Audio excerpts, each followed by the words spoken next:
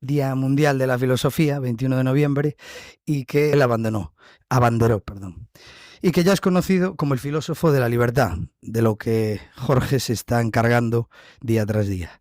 Antonio creía, con una fe casi dogmática, aunque ya sabemos lo que pensaba Antonio de los dogmatismos de fe, de los dogmas de fe, que la libertad no solo era un derecho, sino un pensamiento de Antonio Escotado. Para ello, en este escenario convocamos a tres voces que sin duda encarnarán esta tradición de pensamiento provocador y libre. Miguel Anxo Bastos, a mi izquierda, sin que sirva de precedente, profesor de Ciencias Políticas de la Universidad de Santiago de Compostela, conocido por su capacidad para desmenuzar entresijos de poder y política con una precisión quirúrgica, y un sentido del humor digno de buen gallego. Perdóneme, profesor, que use estas parábolas de ferro, de castelán, porque si fuese por él esto sería en reintegracionista, al uso e demais.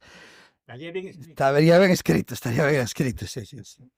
Bueno, como buen gallego, decía, tiene un sentido del humor avasallante y un conocimiento por nuestra historia y por la historia universal igualmente grande. Don Miguel, esperamos que hoy logre, con su retranca habitual, cautivar a nuestros asistentes. Y el ya habitual en esta cita es Fernando Díaz Villanueva, periodista, historiador y azote del inconformismo, cuya capacidad para desenmascarar las falacias del relato oficial ha hecho de él una especie contemporánea de caballero andante, pero en lugar de lanza lleva un micrófono a todas partes. Y a su izquierda tenemos a Jorge Escotado, que no solo tiene la tarea de preservar y difundir el legado de su padre, sino también de reinterpretarlo en un mundo que parece oscilar entre la tentación de la libertad y el consuelo de la seguridad y el control. Jorge, eres prueba viviente de que las ideas, cuando son lo suficientemente poderosas, no necesitan más que un portador dispuesto a seguir marcando huella, y en lo que el pensamiento de Escota se refiere, eres su primera espada. Así que sin más, voy a ceder la palabra a nuestros invitados y espero que les guste esta cita, que volverá el año que viene. Gracias.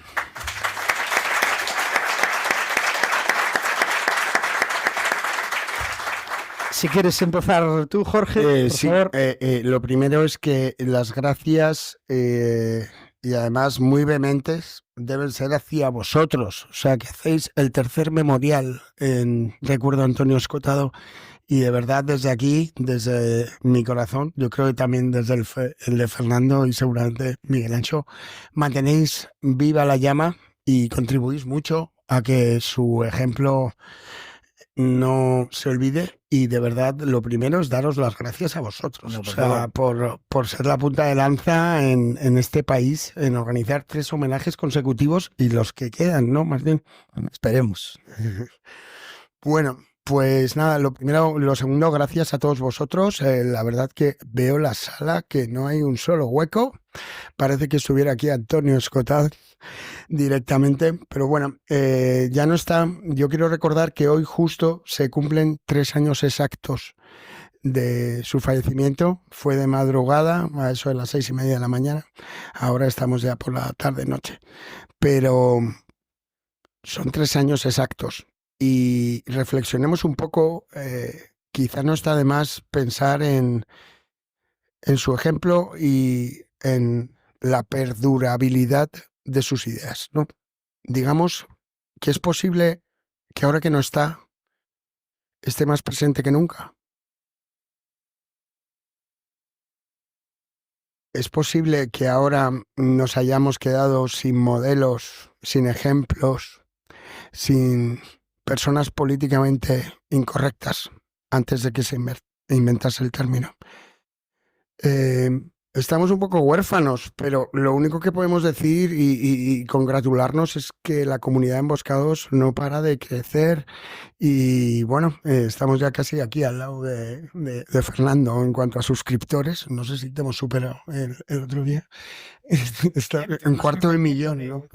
Bueno, la cuestión es que yo quiero dar las gracias especialmente a los organizadores y también al público y, sobre todo, a mis contertulios. Y tú, Fernando, ya es el tercer año que vienes consecutivamente. Es que le he pillado afición a Orense yo. Sí, ¿no? O sea, ¿te gusta mucho el pulpo? Me encanta.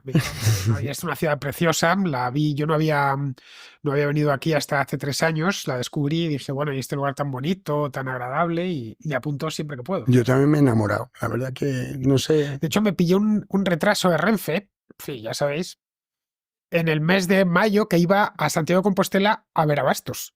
Y pues un retraso bestial que no estuve. Además, el retraso fue un retraso estático porque estuvo el tren parado en Orense durante cerca de 1 hora tranquilamente. Y dije, bueno, ya para lo que estamos me bajo en Orense ya. Total, voy a estar mucho mejor en la ciudad de lo que metido dentro del tren hasta que a Renfe le dé la gana salir.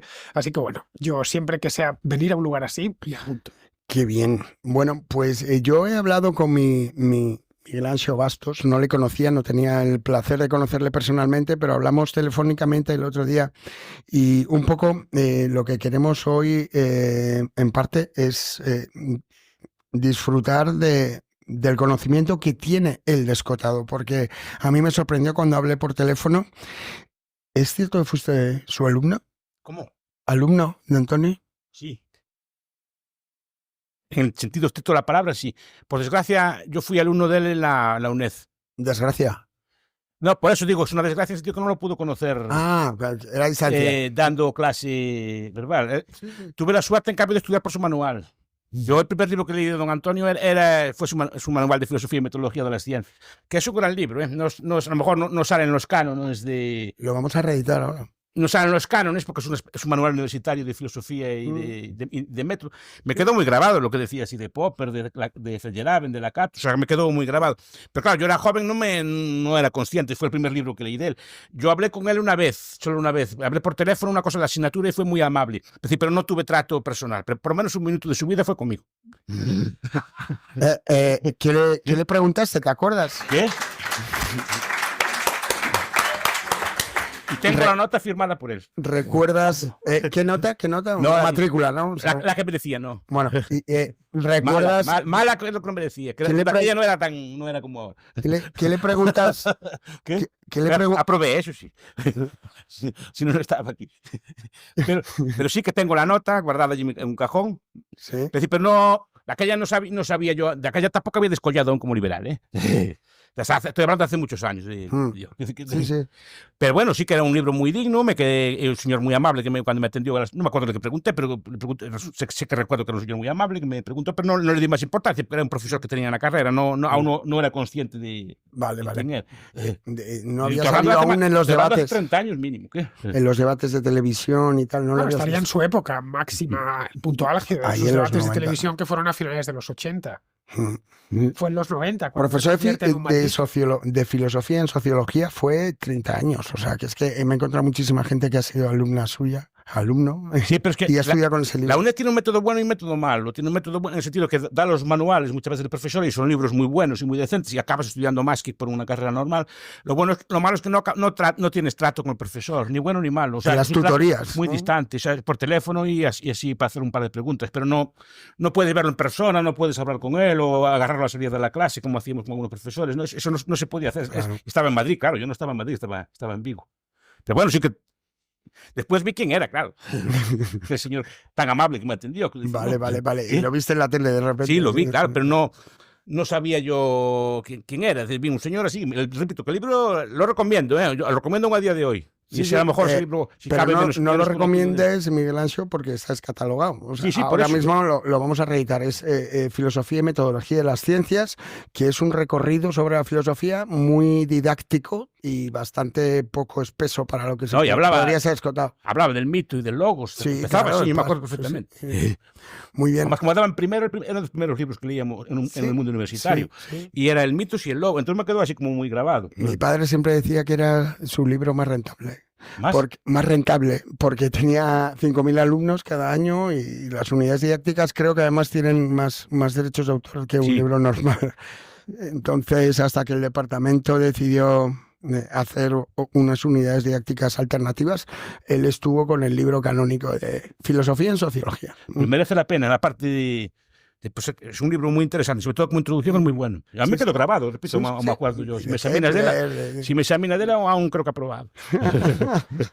Te llamaremos para la presentación ¿Qué? de la reedición. Bueno, una cosa es, ¿cómo se llama esta conferencia? ¿Verdad, Martín? ¿Cómo se llama? Recuérdanoslo. Se llama Las caras del liberalismo en el pensamiento de Antonio Escotado. Vale, es un título ciertamente críptico. No está mal, es desafiante. Y tenemos aquí a uno de los liberales más reconocidos de este país, a mi derecha. No mires para el otro lado. Yo no soy liberal como tú. Él es caciquista. Fernando, ¿en qué creerías que era liberal Antonio Escotado? Bueno, en la última parte de su vida, sus últimos 20 años, era liberal en todos los aspectos. De talante liberal siempre fue. Sí. Yo creo que desde muy joven. Ya sabéis que una cosa son las ideas, se pueden tener ideas liberales y talante liberal. El caso de Escotado, por lo menos, ya digo, los 20, 25 últimos años de su vida lo fue en ambos casos. Se puede tener talante liberal e ideas totalitarias, casos ha habido, y se puede tener ideas liberales y talante autoritario, también lo hay. En el caso de Escotado teníamos los dos, especialmente a partir de ese viaje que hizo en los años 90, porque él sí recorre varios rostros del liberalismo, va reubicándose por una serie de libros que escribe en la década de los 90, cuando abandona todo ese circo de la televisión. Ya sabes que a tu padre le encasillaron. El cliché. Sí, le encasillaron en televisión. Si vamos a la televisión... Hay una cosa muy buena que tenemos ahora y creo que la gente no le está dando el uso adecuado. Y es que Radio y Televisión Española, que nos cuesta una fortuna todos los años, tiene su archivo completo colgado en Internet. Pues bueno, la aplicación para la Smart TV o incluso el teléfono móvil. Yo me harto a ver menodos, a ver programas antiguos de los años 60, 70, 80, los debates de la clave. Hay auténticas joyas en ese archivo. Sí. Bien, ahí es donde podemos encontrar a tu padre. Exacto. Que él era... Todavía no habíamos llegado a esta televisión puramente circense, que empezó a finales de los 90 con aquel programa del corazón llamado Tómbola, pero sí se buscaba el espectáculo en cierta medida. La droga hablar de droga, mejor dicho, estaba de moda en aquel entonces, bueno, pues porque la heroína especialmente en los barrios de las grandes ciudades entró con mucha fuerza, arruinó la vida a mucha gente y se buscaban hacer debates en los que aparecían las madres contra la droga, un policía, eran siempre iguales, además la estructura era similar, un par de yonkis o ex-yonkis y estaba tu padre allí, defendiendo algo que en 1987 o 1988 a nadie se le ocurría defender, que era la legalización del comercio de drogas. Bien, se encasilló mucho ahí. Y creo que él quiso salir ya a partir de los 90, salir de esa casilla en la que le habían metido. Y empezó a elaborar, bueno, hizo lo que probablemente sean sus mejores libros, y en el año 2000, con 60 semanas en el trópico, ya definitivamente sale del armario. Y dice, bueno, señores, yo soy liberal, me he persuadido de que las teorías de Hayek estaban en lo cierto y no de donde yo vengo, y lo voy a explicarlo. Y lo explicó con un libro, Los enemigos del comercio, un libro máximo, bueno, son 3 libros realmente, una obra magna, a lo largo de los siguientes años. Empezó en 2008, 2007, el primer 2007, tomo, sí. Y el final 2017. 2017, es decir, una obra que le llevó 10 años. Y 10 años de publicar, pero en escribirla. Ya que escribir no quiero ni pensar, debió empezar en torno al año 2000. Me lo confesó una vez en Caos y Orden. En Caos y Orden es cuando En Caos y Orden es cuando le cambia el chip y dice, uy, esto que yo he pensado de que el comunismo era buena idea. Esto, claro, le deja a tu padre en una situación un tanto peculiar, porque la izquierda suele ser muy puñetera con los que la abandonan. Los consideran traidores, les ponen la cruz y es un traidor. Sí, claro, no olvidemos que la izquierda se comporta de forma sectaria muy a menudo. Pero con tu padre no podían hacerlo porque era un tipo muy prestigioso y él además no había abandonado las teorías o la aproximación a ciertos hechos tomados de la realidad que habían puesto los ojos en blanco a los izquierdistas en los años 80. La causa, por ejemplo, de la legalización de las drogas en los años 80 la defendían solo la gente, no toda, pero una parte de la gente de izquierdas. De ahí que cuando murió tu padre hace 3 años, ¿te acuerdas en la residencia de estudiantes que organizasteis un evento muy bonito? Pues había dos grupos de escotadianos. Los que conocían esa fase. Claro, los que venían de aquella fase, pues tipos así más con aspecto de hippie y tal, y los de sus últimos 25 años. Veías pues desde agentes de cambio de bolsa, muy trajeada, que venía de Jano. trabajo, el propio Jano, la calle, etcétera, gente de otro tipo de extracción. Sí, sí, sí. Es decir, él tuvo esos dos rostros, pero liberal como persona yo creo que lo fue siempre. A ver, no le conocía en los Miguel años Ancho. 80. ¿Qué crees que había de liberal en Antonio Escota? A ver, yo voy a ser más radical que Villanueva. Por favor. Quiero decir, a mí el libro más liberal de todos, y es curioso porque creo, a ver, ellos lo conocieron obviamente mucho más que yo y saben de sus etapas y además lo conocieron personalmente. Yo les repito, excepto ese minuto, no tuve más trato con el profesor. Solo su lectura y una lectura, digamos, la que puede hacer un profesor. Yo el libro más liberal que tiene es la historia general de las drogas y con mucha diferencia. La gente dice que los enemigos del comercio, para mí el libro del comercio es un libro liberal, pero es un libro liberal blando. Si no digo. Para ti todo es blando. No. Pero es que el de las drogas es un libro perfecto en ese aspecto. Que a lo mejor no sé si era consciente de lo que estaba haciendo, pero estaba en la mejor línea de liberal de los austríacos, de todo. Es decir, que es un libro redondo, perfecto, bien fundamentado y todo. No quiere decir que el otro sea malo, después si quiere hablamos de él. Te digo que el otro es solo del comercio y no del capitalismo. El capitalismo y el comercio no son lo mismo. Pero de eso vamos a hablar después. Es decir, ¿por qué el de las drogas? Porque entra, y por eso me sorprende que después defienda a Hegel, como decía él, defienda a Spinoza, me sorprende tanto, porque entra también, no sé si es un rapto de genio o así que te viene así a la cabeza toda brutalmente una idea, y no vi ni libro mejor que ese. Además fue uno de los libros que a mí me convenció. Mira, ¿sabes dónde lo escribe? ¿Sabes qué? ¿Dónde lo escribe? Creo que lo escribe en la cárcel, ¿no? Lo leí después. Claro. Y lo escribe sin notas, o lo escribe de mala manera. Después lo rehace bien. Entra con notas en la celda de castigo. Yo tengo la edición ya de la de Espasa, la que hizo después ya con notas debajo. Pero que es un libro tan potente en el sentido que explica cómo, primero, que esto no estaba prohibido. Cómo después el Estado llega y prohíbe todo eso. En la ley Harbison, además, la explica, claro, casi por un tratado de políticas públicas, como los lobbies se meten allí, presionan y hacen todo aquello y prohíben. La infame ley Harbison, cómo lo cuelan en el Tratado de Versalles. El ¿no? IRPF. ¿Cómo lo cuelan por la puerta de atrás en un tratado de guerra en la prohibición general de las drogas, que había sido rechazada años antes por todo el mundo? ¿Y cómo se mete todo eso? Y cómo todo eso causa toda una serie de disfunciones sociales, económicas, políticas derivadas de esa prohibición, incluida, por ejemplo, el fenómeno del yonki, del que habla tanto su padre, y en general toda la muerte, destrucción, guerras, mafias, todo cosas que crea todo eso. Es un análisis puramente austriaco. Es decir, cualquier intervención social por la fuerza genera efectos que distorsionan la vida social en otros ámbitos. Sea esta intervención cataláctica, esto es intervención en el sistema de precios, sea praxeológicas, en el sentido de regular las conductas del ser humano. Y es que lo vi también, además cuando empieza a hablar de la farmacracia, ¿no? Es un concepto que usa también Thomas Sachs y otros autores, ¿no? Él era el traductor de Thomas Sachs, sí. Muy buena. Entonces, cuando usa de la farmacracia, que ese poder estatal, ahora en vez de ser un poder, digamos, que nos gustaba para mantener la seguridad, un poder que nos domina para mantener la salud. Todas las regulaciones ahora no son en nombre de la seguridad. Es que el Leviatán, que también traduce. Cambiaron la sotana negra por la bata blanca, es claro, lo que decía. Es un poder del poder de los médicos, la farmacracia, como tiene otro nombre también, ¿no? Es decir, como antes se justificaba por nombre de la seguridad. No, el Estado está aquí, el Leviatán, que también tradujo su padre, está aquí para que no nos matemos unos a los otros como lobos, ¿no? No, ahora estamos aquí para defender nuestra salud.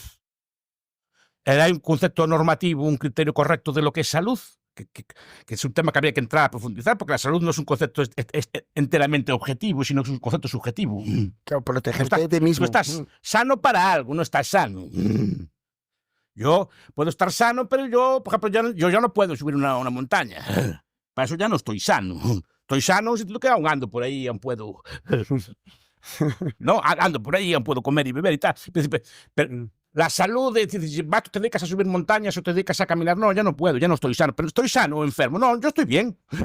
No, estás sano porque lo sabes. No, estoy bien Sano porque estoy bien para mis porque eso cosas. siente, claro. Para mis trabajos, de momento estoy bien. Aún puedo leer un Claro. libro, puedo hablar y tal. Aún puedo escribir algo de vez en cuando. Aún tengo esa capacidad. Pero si me dices, para correr por ahí, no estoy sano. No estoy sano, nada más no tiene arreglo. No estoy sano. Ya voy viejo, gordo, de crédito. No valgo gran cosa. Pues ese concepto hay que analizar. Pero me gustaba mucho cómo lo trata su padre.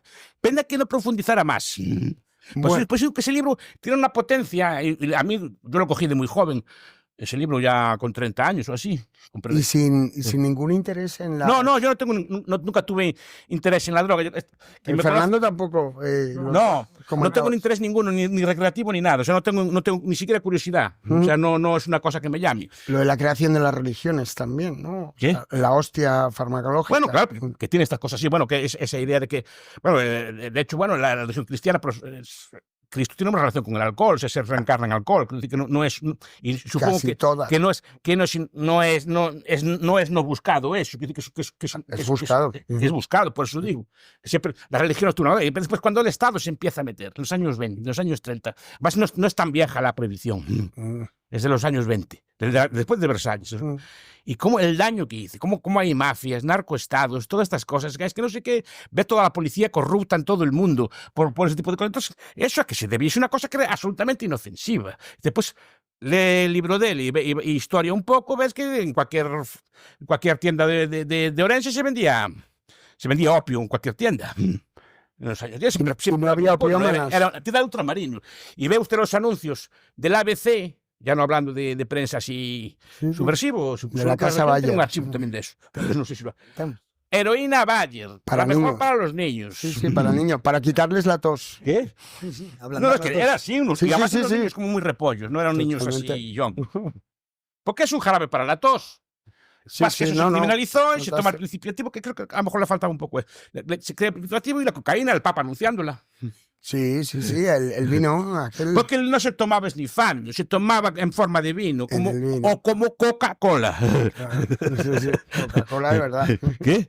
Es Coca-Cola. Claro, pues todo eso se prohibiza, igual que el vino, igual que el alcohol, y todo degenera. En Estados Unidos se pasan a beber alcohol de madera. Aquí en los años 50 en Ourense o algo parecido. ¿Saben lo que es el metil? Sí, quedarse ciegos. Pues en Estados Unidos era todo lo que bebía la gente, porque no había alcohol normal, había que hacer alcohol de madera, había que hacer todo eso es lo que lleva a la prohibición. Pues todo el daño, estas mafias, drogas, gente arruinada, vidas arruinadas por una cosa que se puede comprar en una farmacia por unos céntimos. Y además que no generaba problema ninguno de abuso. Hasta que se prohibió. Pero repito, pero no fue curiosidad, no consumo ni tengo interés en consumir. Mi forma de vida es como muy estética, soy muy de trabajo y de ahorro y así, no soy de... Sobre todo, no me gusta la droga porque cuesta dinero, entonces gastar a mí no me gusta.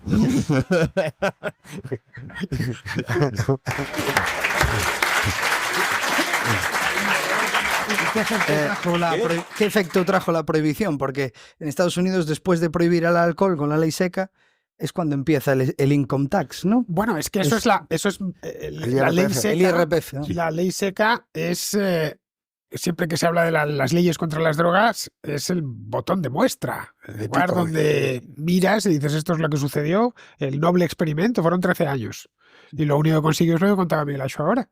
Es decir, que la gente viviese en speakeasies, bebía ratas esencialmente, y que se hiciese rico Al Capone y compañía. Y unos cuantos políticos corruptos que lo consentían. Hay una muy buena serie de televisión de HBO que se llama Boardwalk Empire, que está hecha o ambientada en la época de la prohibición. Y se ve que todos los políticos de Atlantic City son quienes trafican con el licor y que corre por todas partes, a pesar de que durante esos 13 años estaba prohibido. Algo tan simple como tomar vino, tomar whisky. Fue levantarse esa prohibición. Ojo, que en Estados Unidos sigue habiendo condados secos. Es decir, donde no se puede vender alcohol. Pero ahí hay una cosa. Y es, si te fijas, con la prohibición de las drogas, nos hemos desviado un poco, Jorge, pero creo que merece la pena. Con la prohibición de las drogas, lo que buscaron era que fuese mundial. Sí, mundial.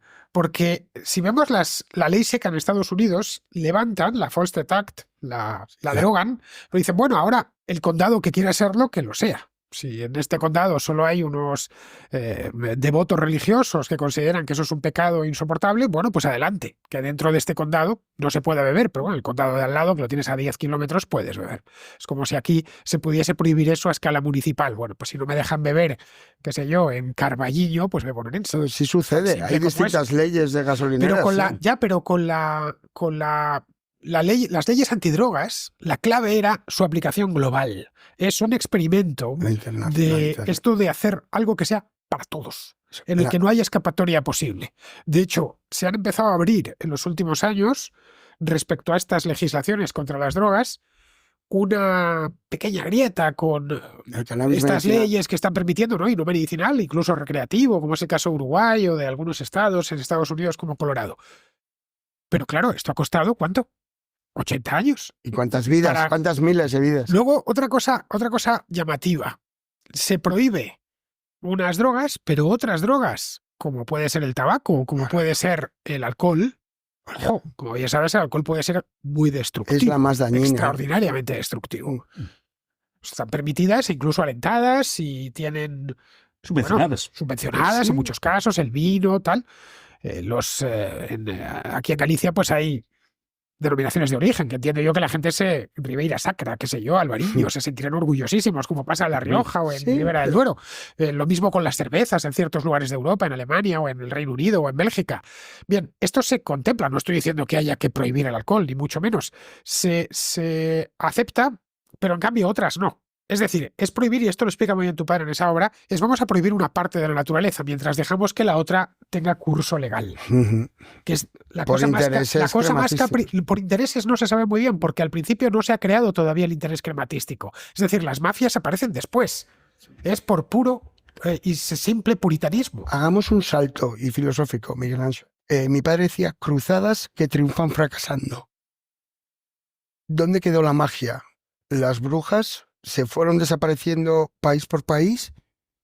Las brujas, pues hay mucho debate al respecto. Las brujas forman parte de lo que decía Max Weber, del desencantamiento del mundo. Y que el mundo ya no, por desgracia, yo cuando era pequeño no había aquellos tardos, aquellas cosas así. Ahora en el mes de Santos los niños no podíamos entrar en el cementerio, cogíamos el aire, las cosas todas que había. No sé si se acuerda la gente de antes, de todas las costumbres que teníamos los niños de antes, había un montón de supersticiones. Y ahora el mundo, cuando una cosa se perdía, nosotros en mi zona teníamos los tardos, que era una especie de duendes que movían las cosas. Entonces era como un mundo mágico. Yo en el mundo de mi infancia, ya es una tardía, ¿no? Pero era un mundo mágico, estaba lleno como de seres así. Me refiero a la Inquisición. Ya, pero digo que después cuando llega la racionalización, la bruja también desaparece como todas estas cosas. En susurros.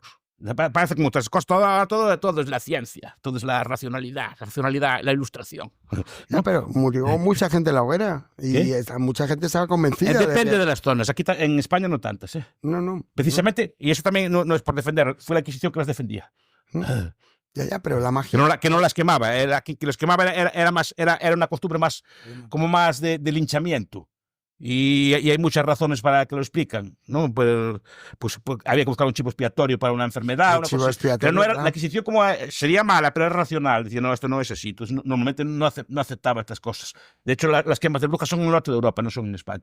En España quemaríamos otras cosas, pero no brujas. O sea, no al mismo nivel que en otros países de Europa. No, aquí se quemaron muy pocas brujas. Bueno, se repite siempre lo de No hay que quemar Zugarramurdi. ninguna, no estoy diciendo eso. Se repite siempre esto de Zugarramurdi en el País Vasco porque fue casi la única que hubo de cierto tamaño, de persecución, de caza de brujas. La Inquisición era un órgano burocrático y como tal se justificaba. Lo importante era el procedimiento. Pero bueno, esto se ajusta al procedimiento, no se ajusta al procedimiento. Y mandaban a un tipo que miraba y decía, bueno, en el fondo son gente ignorante que vive en un valle del Pirineo, pues me envía usted un misionero. Un doctrinero que les explique que no, que para combatir al diablo y a los espíritus malignos hay que hacerlo de esta manera, y así es como se solucionó lo de las brujas.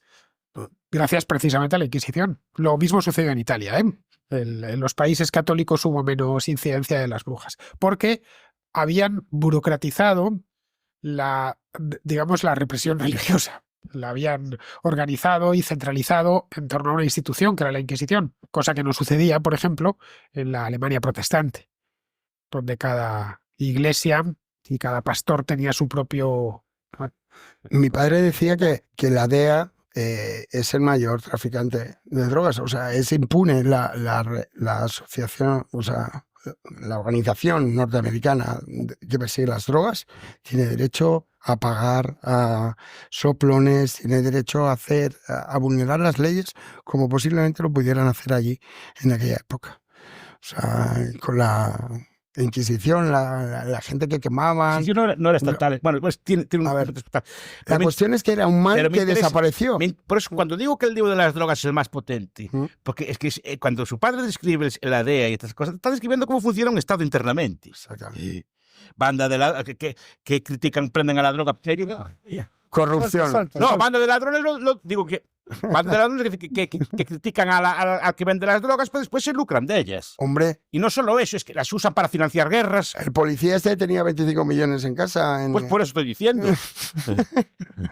No, ¿y cómo se financia todo eso?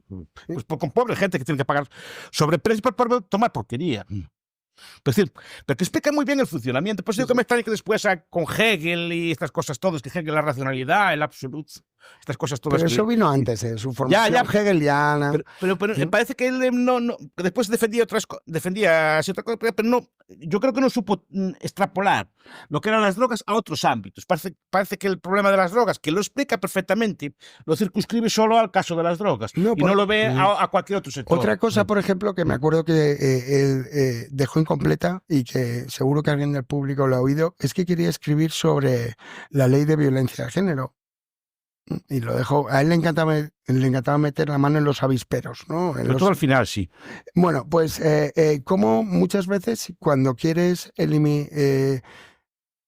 prohibir algo, lo publicitas en vez de eliminarlo, ¿no? O sea, creas el efecto contrario. Sí. Pues, por ejemplo, la ley de violencia de género, en vez de reducir las muertes, las ha aumentado, ¿no? Pues entonces las drogas, cuando las prohibimos, aumenta el consumo. Las brujas, cuando las perseguimos, aumenta el número. Y cuando las dejamos en paz, pues dejan de ser un problema. Sobre todo porque la definición de bruja o de droga es cambiante. Totalmente, es el miedo del momento. Es que después, es que estoy recordando al libro de su padre, un libro de Bruce Benson que se llama Justicia sin Estado, que explica lo que está explicando su padre antes que él. Pues digo, qué pena que no, pero que pasa que Bruce Benson ya tiene una formación más austríaca que la usa. Entonces lo que hace es aplicar lo que dice, más o menos lo que dice su padre a otros ámbitos. Dice que muchas veces los aparatos burocráticos del Estado tienen interés en prohibir cosas, porque si prohíben cosas obtienen renta de esas cosas. Benson pone el ejemplo de la prostitución. Muchas veces la prostitución está prohibida. ¿Y quién protege a los prostíbulos? En muchos países. ¿Quién protege el tráfico de droga en muchos países? En general, ¿quién protege el juego en muchos países? Por eso digo, pero es que él lo ve como una teoría general. Yo creo que su padre ve que en la droga, que es un sector que él conoce, opera ese fenómeno y dice, no, es que solo en la droga y solo son la prohibición de las drogas es fruto de parte de puritanos, pero parte también de colectivos feministas y parte de colectivos estatistas. Que no fue un fenómeno simple, ¿no? Hubo una alianza, ¿no? Después estudió el traficante y el pastor Batista, que son los dos que se juntaron para prohibir todo eso. El traficante, obviamente, cuando prohibimos la droga, cualquier economista sabe que eso opera como una subvención, que en el sentido de que eleva artificialmente el precio, o sea, aumenta los márgenes de beneficio del vendedor. Por el adulterante. ¿Qué? Por el adulterante. Claro, pero digo, pena que eso no lo aplicara no solo a la droga, que lo aplicara al urbanismo, que lo aplicara a muchas cosas. Y verían que los mismos fenómenos que estudia la droga, o en la compra de cosas públicas, por ejemplo, la compra de armamentos o en la compra de material, cómo esos fenómenos que él explica la droga se aplican también a muchos otros ámbitos. Y eso es el fallo que le veo yo, pero sus intuiciones son brutales. Es por eso digo que es el libro que más me gusta en ese aspecto. Bueno, esas intuiciones son las que le llevaron a hacer ese viaje a lo largo de los 90 que concluye con Los enemigos del comercio. Sí, pero ¿qué pasa? Que él nunca reniega del Estado. Y yo lo leí bastante. Pues pero es que Bastos no reniega en el sentido de que él dice el Estado es inocente, lo que no es inocente es el gobierno. Claro, algo así, como el Estado como un conjunto de inerte. Y que el gobierno es... Pero el problema es que si empieza uno a buscar a ver cuál es como dicen, no, es que ahora la democracia degenera, no sé qué, no sé cuánto, estamos en una etapa mala de la democracia. Kim Schneider, Anne Applebaum, se mueren las democracias. ¿Y cuál fue la edad de oro? ¿Cuándo estuvo bien? Enfades. ¿Qué? No te enfades. No me enfades. ¿Cuándo estuvo bien esto? ¿Cuándo fue la edad de oro así del ser humano fue degenerando, edad de oro, edad de plata, aquellas cosas de... No, no. ¿Cuándo fue bien? A ver, ¿cuándo funcionó bien esto? Por eso digo que parece como una edad como inocente y que se pierde y que estos malvados que están ahora que son así, ¿no? Yo creo que forma parte de la lógica. Bueno, él tiene muy claro luego, después de lo de la droga, buscar quien ha dicho que la propiedad privada es un crimen y el comercio su instrumento, ¿no? Sí. O sea, que es algo parecido también. O sea, Sí. la propiedad privada también se ha perseguido, igual que se ha perseguido... Sí, por supuesto. Y el comercio. Claro, y la autonomía personal, ¿dónde queda? O sea, hay gente que prefiere las seguridades de la certidumbre de la seguridad a las incertidumbres de la libertad. Sí. No, y el comercio está muy bien. Además, cuando... Yo no estoy hablando demasiado, igual que de hablar Fernando. No, me gusta ¿Qué va, qué va? escucharte. A mí me gusta escucharte, Bastos, y no puedo hacerlo muy a menudo. ¿Libertad o seguridad, Miguel Ancho? No. La libertad, además, no son compatibles. No son compatibles. No son compatibles. Normalmente acostumbra a ser las dos cosas. No es una opción. Que a veces se vende como una opción, yo creo que falsamente. No, es eso. Quiero decir que cuando habla de estas cosas, de libertad, seguridad, de las certidumbres y estas cosas, no lo veo yo. Es donde a ver, por ejemplo, él defiende el Estado social, que es una cosa de. Además, lo defiende bastante avanzado, porque cuando estaba Ciudadanos, creo que llegó a un momento que así que le gustaba Ciudadanos. Y él Nunca defendía, recibió un euro de un partido no, político. él ya había escrito Los enemigos del comercio. Yo digo un poco lo sigo. No, a lo mejor claro, usted lo conoce más y sabe sus opiniones privadas, obviamente. Era Yo digo, socialdemócrata solo liberal, ¿no? No se definía. Solo conozco las publicadas. Entonces, yo una vez le vi una entrevista que él defendía como una especie de socialdemocracia liberal o algo así. Eso es lo que si leí yo bien lo que decía. Sí, Es exactamente. en una entrevista publicada. Exactamente. Claro. Pero es que por eso digo que él ve unas cosas, pero no ve las otras. Es decir, parece que no es como yo creo que no quiere. Más que yo creo que él sí que lo ve. Él sí que lo ve. ¿Quién quiere verlo todo? Él quiere verlo, pero no, o sea, él lo entiende, pero yo creo que como que no lo quiere aceptar. Es decir, que eso que tanto le gusta Yo llamaría... opera de la misma forma en la educación, en la droga, en el Estado social y opera, por ejemplo, en el ámbito de la seguridad. Hay Eso una no se quiere ver. evolución en su pensamiento también. No son como comportamientos están. Va cambiando. Claro, yo creo que al final se va dando cuenta. Cuando opina de esas cosas o dice estas cosas, ¿no? Y por ejemplo, ¿dónde le veo yo? Pero digo, las drogas es brutal. Las drogas es brutal. Es brutal. Luego, brutal de Caos y bueno, Orden también me ¿Bien? consta que Caos y Orden te gustó cuando lo ¿Cómo? leíste. Caos y Orden. El Sí, libro sobre la sí, complejidad. Me gustó, bueno, aparte con los dibujitos que tiene. Sí, de fractales, que son... No, es un libro muy bonito. Te quedas Muy hipnotizado. bonito. Pero claro, la idea, por ejemplo, yo no había pensado nunca en la fraternidad. Esa subjetividad que mete él. Decir, no, es que la medida no es medida. Además, si lo recuerdo mal, para mí un metro es un metro. Pero si va al Caracol, o sea, para mí era una playa. Si voy a una playa, para mí un paso es un metro. Pero si va a un Caracol, no es un metro. Para un Caracol son 500 metros. Porque el Caracol tiene que subir, bajar y cosas por el estilo. Entonces, y cuando hacen los fractales, es decir, que la distancia o la medida depende de quién lo mida. Exacto. O sea, nosotros usamos una medida objetiva humana, el metro, el litro, el kilo, estas cosas que tampoco cariño le tengo. No. No. Pero usamos medidas objetivas, pero son medidas como que son reales. Este tipo de no, que no es así. Claro. Depende de quién lo mida. Claro, si mides en Claro. relieve, si hay viento... Hablamos hace un mes, el metro de montaña no es lo mismo para el buey que el metro de llanura. Claro. Y para el humano tampoco. No. Trabajarlo no es lo mismo de trabajar un Ni metro subir ni recorrer. y recorrerlo. Entonces, claro, pues eso me interesó mucho ese libro. Claro, es el orden, todos aquellos conceptos de la fraternidad. Es un libro precioso. Además, tiene defiende allí la secesión. Ahí es un poco... él decía, hay que aprender a navegar el caos o caeremos en falso orden. Realmente en el caos, llamamos caos a un orden que se nos escapa, de grano fino. La termodinámica también ahí le apoyaba, ¿no? Con Prigogine y Mandelbrot, Sí. que son los fractales que tú veías. Sí. O sea, cuanto más miras una cosa, más compleja se hace. Claro, porque a mí me interesan mucho esos conceptos, también he cogido entonces interés. Los viejos anarquistas decían que la anarquía es la madre del orden, ¿no?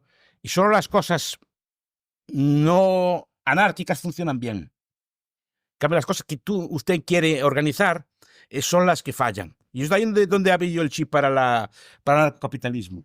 Porque el anarcocapitalismo básicamente dice, hay sistemas ordenados en el mundo. Por ejemplo, el sistema de mercado, que es un sistema absolutamente ordenado. En el sentido que usted puede traer un producto de Alibaba o de Shein, como compra la gente moderna ahora, ¿no? Que compra en Shein, hace unos clics allí con una tarjeta y le traen unos días, le traen a lo mejor de China, le traen cruzando 40.000 fronteras, le traen el producto allí y lo tiene. Y simplemente para hacer ese producto trabajó a la mitad de la tierra para hacerlo.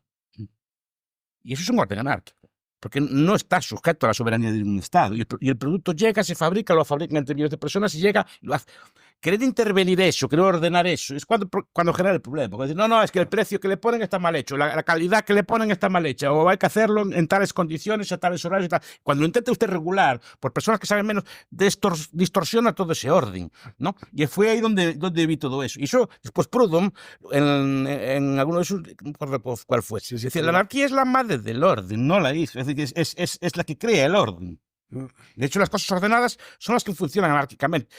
Estos días estuve con esto de la Dana, me escribió hablando de los voluntarios, y si no lo que funcionaba bien es lo que estaba desordenado. Funcionaba bien es el voluntario, yendo cada uno a su lado, mirando dónde podía ayudar, y iba y punto, no tenía que seguir ni un esquema, ni seguir ni una orden, ni una burocracia. Y al final, entre todos, consiguieron hacer todo eso. Pero es que un orden de mercado, en el sentido de que la maravilla que es llegar a Orense por la mañana y que haya de todo en la tienda. Cosa que nunca apreciamos. Es decir, vamos a ver, hay 40.000 tipos de botones, hay 40.000 tipos de tornillos, hay 40.000 telas, hay 40.000 colores, que si blanco roto, que si azul pitufo, ¿no? Y color butano, no sé qué. Pero aquí, y ahí están las tiendas llenas de comida. Y Claro, que no estás en el economato.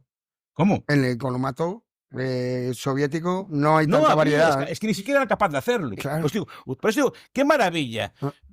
Eso Como cuando mercador. fue el planificador ruso, un presidente ruso, y vio Londres y fue a las tiendas y vio que había las tiendas llenas de cosas. Boris Yeltsin, sí. ¿Sí? Nueva York le pasó, Sí, creo. y le preguntó, "Ay, ¿quién es el planificador de esto que lo quiero contratar yo?"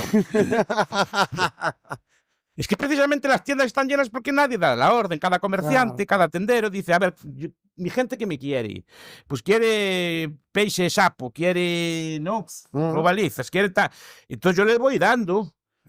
O quiero tal carne que se vende aquí de buey, o se vende carne de tal, o aquí la fruta que se vende. Además conoce las peculiaridades locales. Pues ahora es el tiempo de Santos, hay que hacer grelos, o hay que hacer castañas. ¿Qué planificador sabe las peculiaridades locales de cada zona? ¿Cómo se puede planificar eso? Es decir, en mi casa comemos determinados tipos de chorizos que son poco propios de la zona, que los comemos allí. ¿Y eso qué planificadores? No, es que allí hay que mandarle 40 para Buguciña, que no soy yo, ¿no? No existen los fallos de mercado, entonces. ¿No existen los fallos de mercado? No. No. ¿Qué sería un fallo de mercado, Martín? Pues los monopolios, las situaciones de Espera, monopolio, los monopolio. oligopolios. Ahí está otra Claro. vez lo mismo. El fallo solo existe si tienes un modelo ideal.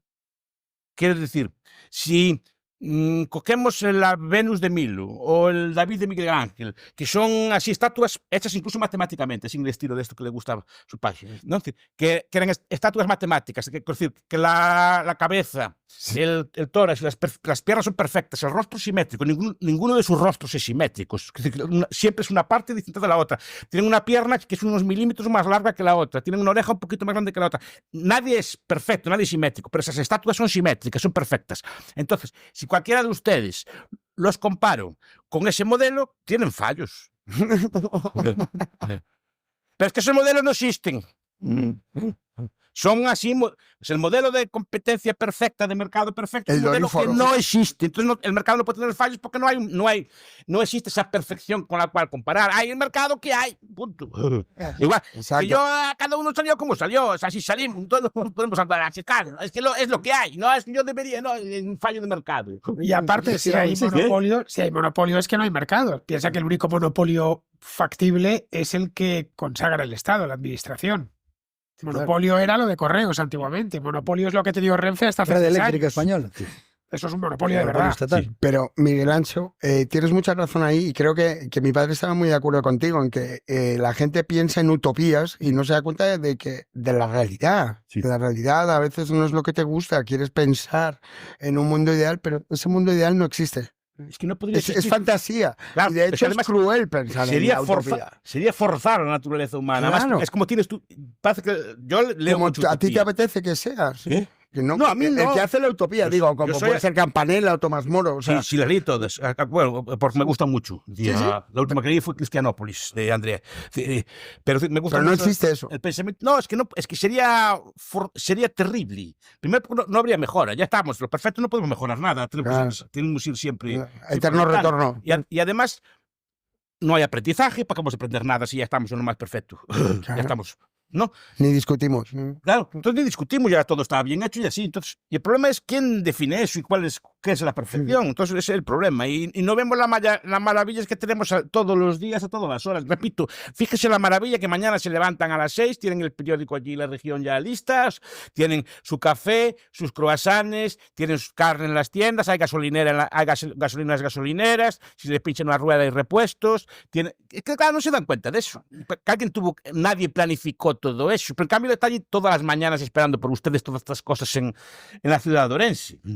Mira, pero Y hay de todo. Y de todas las calidades. Y si no se lo traen en 24 horas. de todo esto sí lo advirtió Escotado. ¿Cómo? Todo esto sí lo advierte en la última parte. Totalmente. Sí, la sí, última sí. parte de su libro. La mano invisible, el laissez-faire, o sea, que no. La intervención económica siempre deriva en efectos indeseados. O sea, es mucho mejor dejarlo libre, Claro. solo para que te marquen los precios el propio mercado, que tú decir, Es que el precio es otra maravilla. es una señal. Es que hay muchas señales. Además, no hay un precio solo. ¿no? ¿Cuánto cuesta una cerveza? ¿En el desierto o aquí? ¿En el desierto aquí o aquí en Orense, aquí ahora o por la noche en O en la un Antártida. restaurante, en un bar? ¿Cuánto cuesta en Barbadas, por ejemplo? ¿Cuánto cuesta en cada sitio? ¿Cuesta igual en un supermercado que en un bar elegante? La cerveza es la misma, pero tiene miles de precios. Exacto. Entonces, ¿cuál es el precio correcto de ese bien? ¿Y cómo alguien puede osar decir cuál es el precio correcto de ese bien? Bueno, esto lo estamos viendo ahora, Miguel Ancho, con el tema de la vivienda. Un ejemplo clarísimo, que la intervienen cada vez más, generando disfunciones sistemáticas y, en fin, alquilar una vivienda en casi cualquier parte de España es prohibitivo. Sí, y a veces casi hay que hacerlo en negro. Que pase casi. Sí. Porque si sigues la ley, a lo mejor ni te la alquilan. A ver, yo no lo sé, pero a mí me cuentan que hay contratos que se hacen así por bajo, por debajo, y en B, y así. Pero que estamos diciendo, quieres intervenir, ¿qué consigues? Mercados negros. Y cuanto más intervengas, aún sería más duro el mercado negro. Claro. Sí, pero consiguen hacer pensar que ese mercado negro se puede acabar con él. Es decir, Si tú lo generaste. ya lo han generado ellos, pero cuidado, a pesar de todo, seguimos teniendo un mercado negro, pero vamos a acabar con él. El mercado de trabajo, por ejemplo. Cuanto más lo regulas, más gente hay trabajando en el mercado informal. Y no lo terminan de ver. Esto también lo vio tu padre, especialmente en Tailandia. Exactamente. Porque para Sí, él sí. eso fue un viaje Me de acuerdo descubrimiento. que estábamos en una urbanización y eran muy caras las casas, los condominios, y le dijo al tailandés, uy, ¿usted no ha pensado en que soy el único inquilino de las 20 casas, tiene 19 vacías, que si a lo mejor baja el precio, alquila más casas? Y dijo, yo bajar el precio, nunca. Prefiero tener 19 vacías que bajar el precio. Entonces, mi padre no lo podía entender esto directamente, ¿no? O sea, aquí en Occidente no se puede entender. O sea, si tienes 19 casas vacías, bajas el precio, se desalquilan. Pues el tailandés esto no lo entendía y estaba él solo en todo el condominio. Y ahí es donde surge un poco por qué la verdadera riqueza es educación. No es piedras preciosas, no es petróleo, no es un clima maravilloso. Bueno, educación o sentido común. Sentido común y Aplicar, adaptarse. que es lo que falta muy a menudo, sentido común, aplicar Mirar la cosas, realidad, no preverla antes, ¿no? aplicar formas de pensar que tienen mucha gente analfabeta Mm. y que no tienen tipos con 3 carreras, 2 másteres y un doctorado. Es decir, que la educación, si entendemos educación por educación formal, no necesariamente es garantía de nada. No. Es decir, el partido más intervencionista de España es Podemos o Sumar y están llenos de doctores. Se refería a educación, pues eso, a lo de pedir perdón en el metro. Bueno, eso es no sé urbanidad. qué Eso es urbanidad. ¿vale? Que es distinto. Sí. No, la educación es que estés caray, que sepas ver el mundo como es, no como te gustaría que sea. Que puedas acceder a la información también y que Sí, pero que no te y pelees. libertad Pero que no te pelees de con la realidad. oportunidades. No, Las que cosas no son te como inventes. son. Exacto. Puedes querer transformarla y está bien, los seres humanos venimos transformando la realidad desde nuestros orígenes, pero partiendo de la realidad, no de una construcción falsa de la realidad, de un deber ser, de esa imagen fantasiosa de la que hablaba Miguel Anxo ahora. ¿Tú qué harías si tuvieras 20 casas y 19 sin alquilar? Depende del país. ¿Estás en España? Hombre, pues teniendo en cuenta cómo se ha puesto el alquiler y que me las pueden ocupar y que pues no sí. se vayan, igual un- las dejo vacías. Eso Claro, es un que- fenómeno nuevo que en claro, Tailandia no pasa. Es que para que veas la capacidad que tiene la administración de modificar el comportamiento del mercado.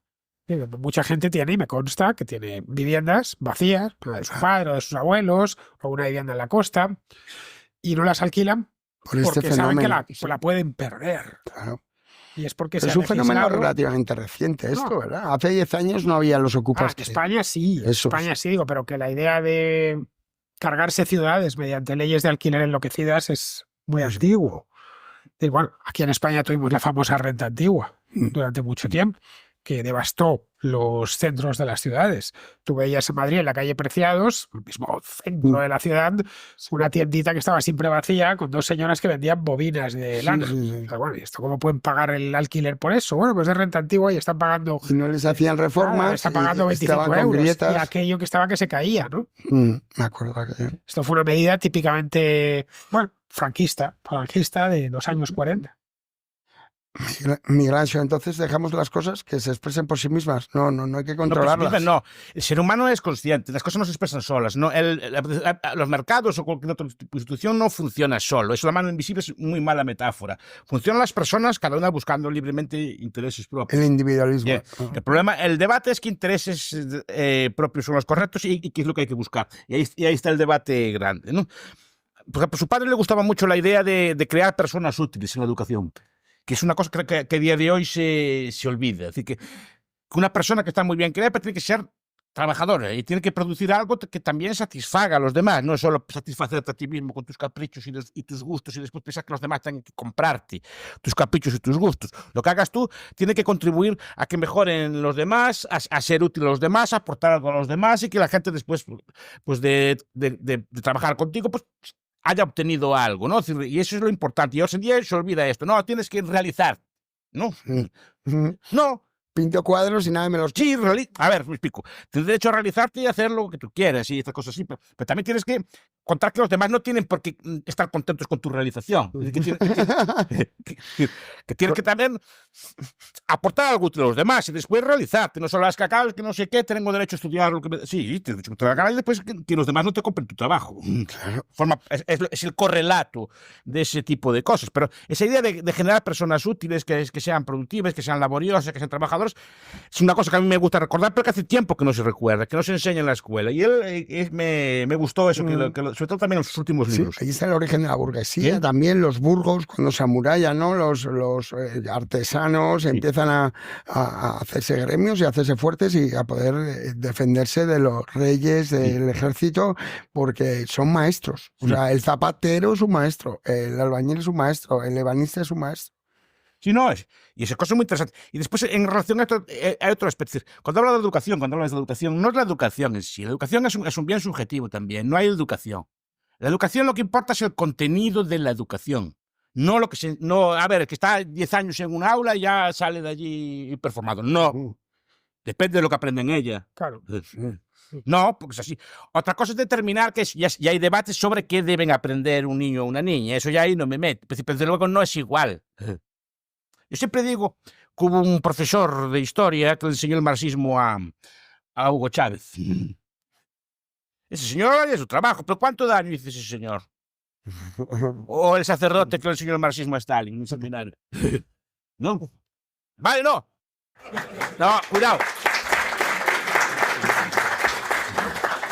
No estoy criticando a los profesores. Estoy diciendo, igual que hubo ese profesor que enseñaron eso, otros profesores enseñaron a otros señores y salieron gente súper productiva y súper trabajadora. Entonces no es el profesor, es lo que enseña el profesor. Y eso es lo que hay que discutir. Seguramente una persona con las mejores intenciones precisamente hace un daño terrible con las mejores intenciones.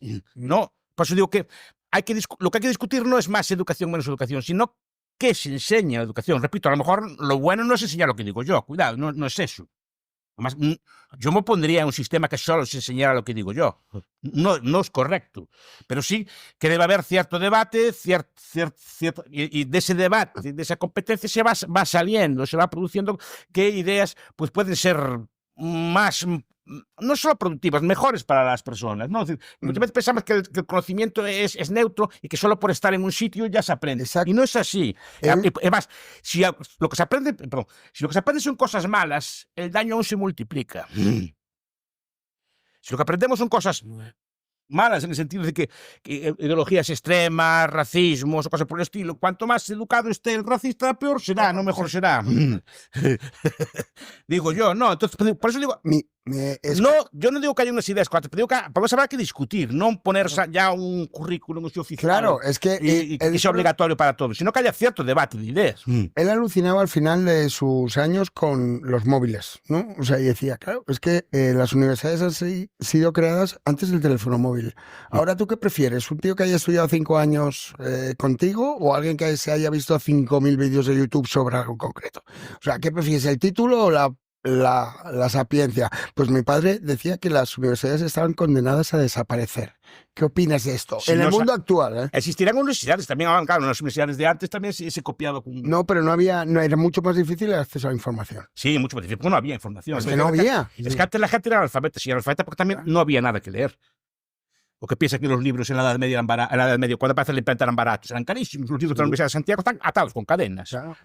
El monasterio. Porque eran carísimos. Una cosa copiada así era carísima. Ahora, claro, un libro vamos a cualquier librería de viejo por un par de euros llevamos un montón de libros. Sí. Y muy buenos. Muy buenos.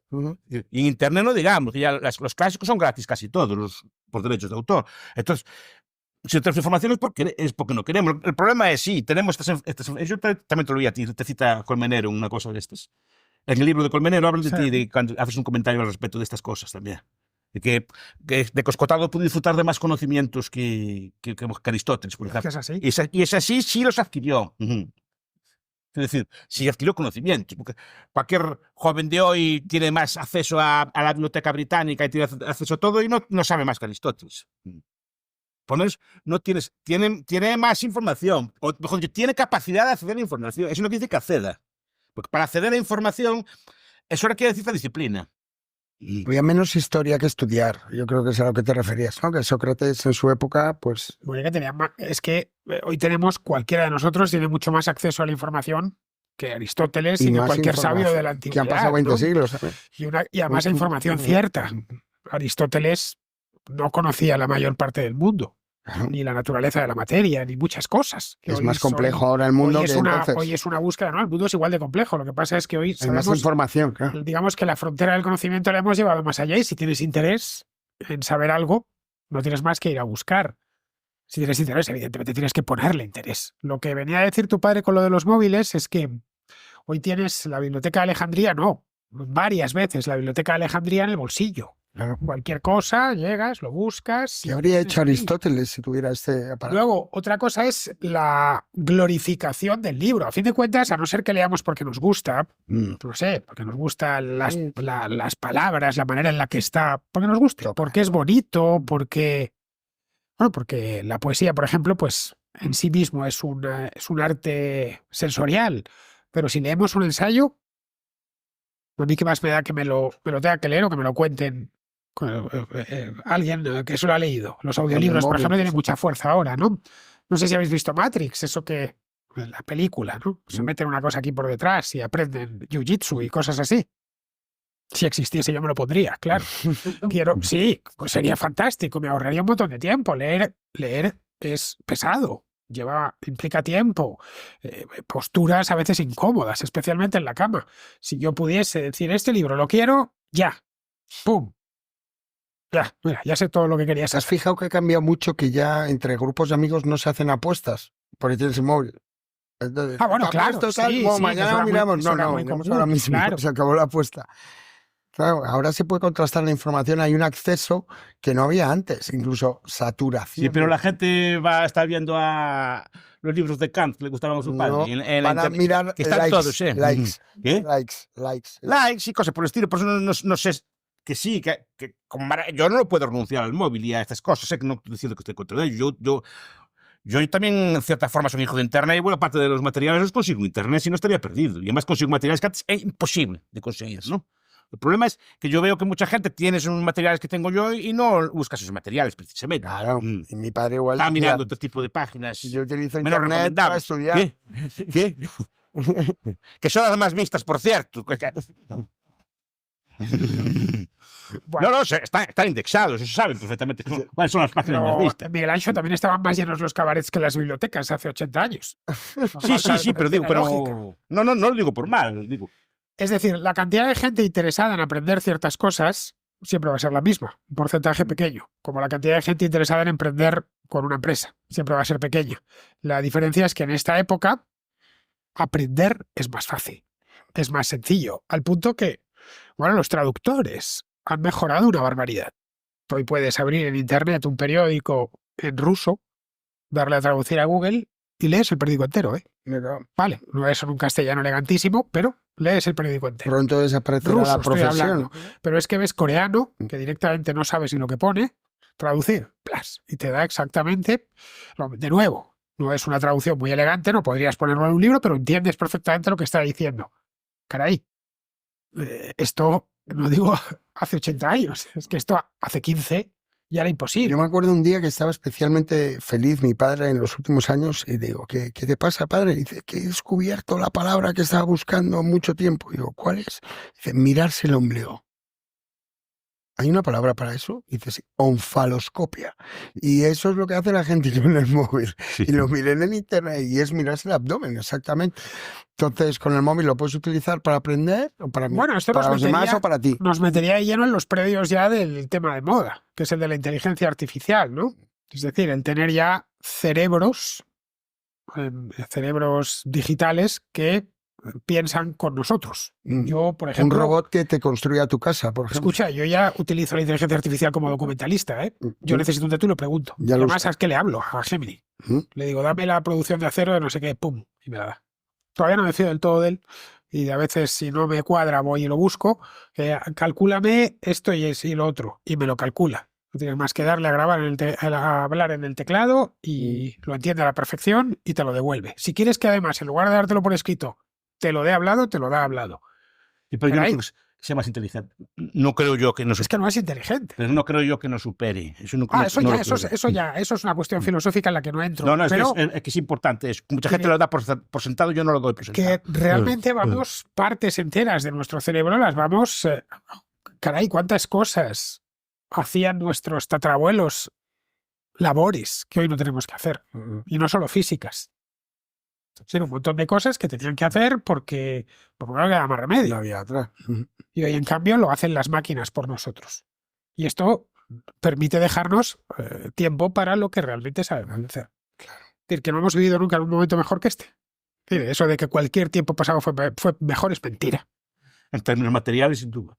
No, materiales y en otros espirituales. temas, ese y que habéis dicho, espirituales. Era ¿Qué? muy escotadiano también. ¿Sí? Lo Sí, decía. lo sé. Sí, sí. Es decir, Por eso es ejemplo, mentira. Fernando Sánchez Dragó decía, ojalá nadie hubiera inventado Internet. Y mi padre decía, pero estás loco, o sea, menos mal Bueno, que pero se ha inventado ya sabes Internet. que a ¿Cómo Dragó pueden le ser tan gustaba- distintos dos Le amigos? gustaba ¿no? empatar, le gustaba mucho empatar con esas cosas. Pero hay gente que Internet le parece un demérito y gente le parece un mérito. Algo positivo, algo negativo. Parece Bueno, pues mentira. es como Algo como la decir invención del fuego. claro, la imprenta. Sí, que es Ojalá buena o mala. tuviéramos a los monjes, Ojalá Ahí, volviéramos dale. a la Edad Media. a los amanuenses en los monasterios, copiando. Pues ahora No, fue un algunos- salto de gigante aquello. Poder para en la Universidad de Santiago, tan pronto como se extendió la imprenta, dejaron de agarrar los libros con una cadena, Claro. porque empezaron a ser más económicos. Aun con todo, siguieron siendo caros hasta bien entrado el siglo XX ya con la industria editorial. Bueno, qué caray. Es que no hace tanto tiempo. Aquí tenemos a un editor de periódico. Se acordará de cuando se imprimía a la antigua, con un Hombre. cajista. Bien. Ujú. Yo, Un tipo. Y eso es que estamos hablando de hace 30 años. yo no soy 35. ludita. Pero Ludita. cuidado, ludita, no soy. Pegar a las máquinas. Sí, ¿eh? no soy para nada, más que escribí algo de eso. Pero también en esos tiempos no te podían matar con un botón a millones de personas a la vez. ¿Eh? Es decir, que eso no lo había. Es decir, que la ciencia y la tecnología es neutral. Lo que no somos, lo Sí, que nos mejora- totalmente. lo que no mejoramos somos nosotros. Quiero decir, somos de la misma raza, así que éramos parecidos a antes. Y de hecho se ve cuando hay estas cosas, que la gente se vuelve con los instintos primarios, también en Ucrania, estas cosas así. Que sí que tenemos unas tecnologías fantásticas y se usan para el bien, y yo soy partidario de ellas, pero cuidado que eso no implica necesariamente una mejora moral, ¿eh? No, caray, la imprenta sirvió para lo bueno y para lo malo, ¿vale? Pero sobre todo sirvió para lo bueno. Entonces, como no vamos a dar este paso, porque puede servir, bueno, es el principio de precaución tan enloquecido, de no vamos a dar este paso por si acaso tienen malas consecuencias. Con el principio de precaución jamás se hubiera Había permitido, fuego. Sí. no sé, coche. el coche, el avión, el ferrocarril. La El medicina. ferrocarril trajo cosas buenas y trajo accidentes de ferrocarril. Y el coche, miles de muertos todos los años. Y en el tren en aquellos trenes que iban a Auschwitz, los nazis llevaban a los judíos a la cámara de gas, iban en trenes. Entonces, bueno, qué infierno, qué invento del diablo. Sin esto los nazis no lo podían haber hecho en carretas, ¿no? No lo podía haber hecho. No, claro, se valieron del tren. En sí, la tecnología es neutra. Y Pero- las drogas, eso también lo decía Escota, o sea, las moléculas, no, también, por supuesto. todo depende de su uso. Del uso que le vayas a dar. La clave es que seas libre para utilizarlo, bueno, y le apliques el caso del tren cierta ética, es decir, los vagones de ganado no están pensados para meter gente para mandar a una cámara de gas, ¿no? Pero vamos, los nazis en concreto se valieron de toda la tecnología disponible. Los soviéticos lo mismo. Sí. Todo lo que... Pero en cambio, esa misma tecnología Ahí está. Usada para llevar comida está muy bien. está fenomenal, claro. Así que este rollo de... Ahora está muy de moda, por cierto, hablar de... No, es que el pasado, qué bueno fue. No, yo no soy de eso. Yo tampoco Tú glorifico eres, lo que... no, tú eres tradicional, que es Sí. distinto. Sí. Pero no eres de los que te dicen, no, es que todos los avances modernos son malos y hay que volver No, a un estilo de vida. Yo tampoco glorifico todo lo que venga nuevo, ¿eh? Que no, solo porque sea nuevo. Es que no se trata de glorificarlos, se trata simplemente de aceptarlos, que es un hecho. Sí, sí. Ya Sí, está, me esto es lo que aporta hay. algo positivo. Claro, que te puede ser que a ti te aporte positivo y a otra persona no. Entonces yo lo aceptaré. Es decir, Vamos, el TikTok. El TikTok. ¿Sabes lo que es, no? Más o Más o menos. menos. ¿Eh? Sé que están en la clase viendo para él A ti el TikTok no te aporta nada, ni positivo ni negativo. A lo más la curiosidad de ver que tus alumnos pues ven TikToks. A ver, yo pregunto qué son esas cosas porque tengo que estar al día también de lo que hacen. Pero es que Cuando salen le pregunto, ¿y eso que estáis viendo cómo se llama? Es como me voy enterando. Yo todas estas cosas que modernas que bajé me las bajaron mis alumnos. Me dijeron, ¿y esto cómo se baja? Pues, les dejo el teléfono móvil y lo bajan. Yo no sabría hacer nada. Yo aprendo, es una cosa inversa. Que antes el alumno aprende del profesor, yo aprendo de los alumnos. Cuando hay cualquier trapallada de estas modernas, yo les digo, ¿y esto cómo se baja? El Facebook y estas cosas me lo bajaron ellos. Todo el WhatsApp y estas cosas me lo bajaron ellos. Es decir, yo no sé, yo no sabría bajarlo y ahora más o menos me defiendo. bueno, lo que viene a demostrar que el avance, y he puesto el TikTok, pero vamos, que hay gente que se gana la vida con el TikTok. Sí. Tú lo escoges o no. Sí, cuando aparece el ferrocarril tenías la posibilidad de seguir yendo en carreta o tomar el tren. Nadie te obligaba realmente a tomar el ferrocarril. Lo mismo cuando apareció el avión. Tú puedes ir de aquí a... Bueno, ir de aquí a Madrid en carreta no sé cuánto puedes tardar, pero que sí, o 3 semanas, una cosa así, Sí. tranquilamente. O en carreta ya no se puede ir de ninguna manera, pero puedes ir en bicicleta. O coges el AVE. No, evidentemente es una ventaja. Puedes decir, pues a mí no me da la gana, como a los que no quieren subir en avión porque les da miedo. Es decir, a fin de cuentas, estos avances lo único que hacen es enriquecen la experiencia de la vida humana. Y no son necesariamente malos y necesariamente buenos, dependiendo del uso que les vayas a dar. Exactamente. Es decir, lo que ha dicho Bastos es pura neutralidad. Lo único que, bueno, ahora ya sabéis, pero esto siempre ha existido. Yo cuando era niño, recuerdo en los años 80, que mi padre me decía, estáis todo el día con la televisión, todo el día con la consola aquella de que teníamos de la Nintendo. Y le parecía que era una locura. Sí, sí, Pues, sí. se os va a cambiar la manera de tal, vais a salir tontos. Pues no. Sí, sí. La caja tonta. ¿te No, acuerdas? luego ha visto a sus nietos que están todo el día con el móvil aquí pegado. Entonces ya, claro. Es decir, siempre hay, sobre todo cuando vives épocas muy aceleradas, de grandes avances, en las que, bueno, pues claro, te sobrepasa. Totalmente. Termina sobrepasando. Esto lo podemos ver ahora los que... Yo soy de la generación que se encuentra Internet en los años 90, cuando estoy en la universidad. Y siempre decían, bueno, esto es el futuro y tal y cual. Bueno, ahora ya es más que el presente. Mi generación lo ha visto desarrollarse todo esto, Internet, todas estas cosas desde los orígenes.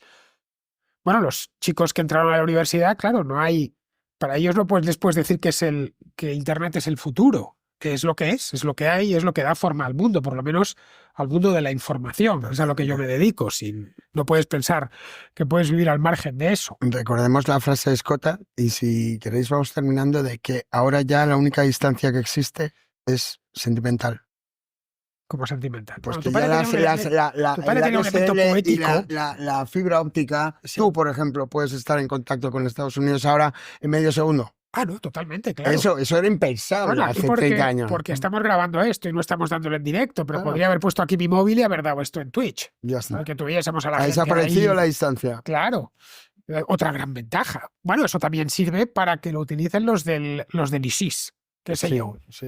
Bueno, Sí, claro. sí, sirve para todo, pero el resultado es que, digamos que los avances técnicos y científicos nos enriquecen. Son No hay objetivamente. que rechazarlos, vamos. Y si los quieres rechazar, recházalos. Adelante. Nadie te tiene tampoco que obligar a adoptarlos. Tú has visto, por ejemplo, esto de los teléfonos móviles ahora, que a la gente mayor les dice, no, es que lo necesitas para el banco, lo necesitas para tal. Y fíjate los viejitos. Oye, que los viejitos de ahora son tipos nacidos en los años 50 ya. Sí. Es decir, que tuvieron perfecto contacto con la tecnología ya en los 70. Es que el ordenador personal tiene más de 40 años a sus espaldas.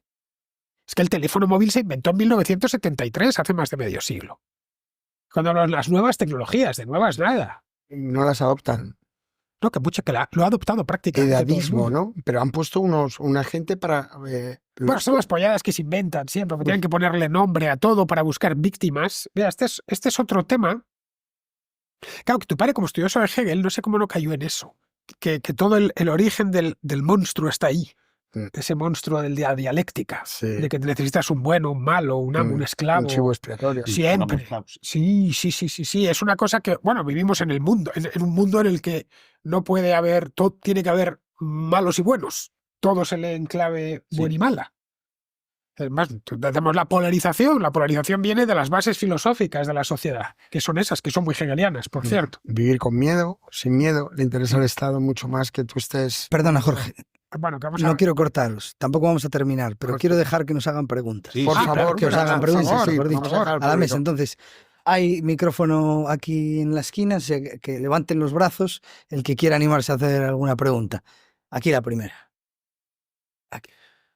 Bueno, pues mi primera pregunta, y sin ánimo de crear debate, que no quiero enmendar la plana a los ponentes ni mucho menos, es quizá una pregunta con un tono un tanto moralista, pero como escuché al profesor Escotado mencionar el tema de la moralidad, me gustaría formularla.